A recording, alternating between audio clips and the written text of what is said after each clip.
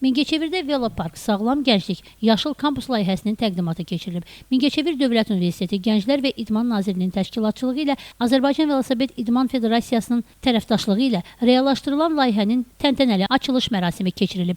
Layihənin təqdimat mərasimində Gənclər və İdman Naziri Fərid Qayıbov, Velosiped İdman Federasiyasının vitse-prezidenti Fikrət Hacıyev, Mingəçevir Dövlət Universitetinin rektoru Anar Eminov, Universitetin akademik inzibati heyəti, tələbə və magistrlar, ictimaiyyət və media nümayəndələri iştirak ediblər.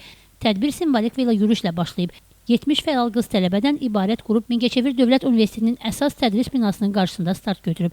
Kür Olimpiya Tədris İdman Mərkəzinin qarşısında finiş olub. Çıxış edən bütün natiqlər bu kimi tədbirlərin keçirilməsinin tədbirə layiq olduğunu bildiriblər. Layihə çərçivəsində velosipedlərin universitetə təqdim olunması simvolizə edən lent kəsilmə mərasimi keçirilib. Növbədə bizi düşündürən məsələ tələbələrin sağlamlıq məsələsidir və fiziki aktivliyin artırılması məqsədidir və bunun üçün Mingəçevir Dövlət Universiteti Velosiped Federasiyasına müraciət etdi və nəticədə Velopark adlı layihəmiz mükafatlandırıldı və Mingəçevir Dövlət Universitetinə Federasiya tərəfindən 70 velosiped hədiyyə olundu. Sonda layihənin təşkilatı işlərində fəallığı ilə seçilən şəxslərə təşəkkürnamələr təqdim olunub. Layihəyə seçilən 70 qız tələbə isə iştiraklarına görə sertifikatlarla təltif olunublar. Cəmilə Nəsir qızı Rahim İbrahimoğlu, Həcər Həsənova bugün informasiya proqramı üçün.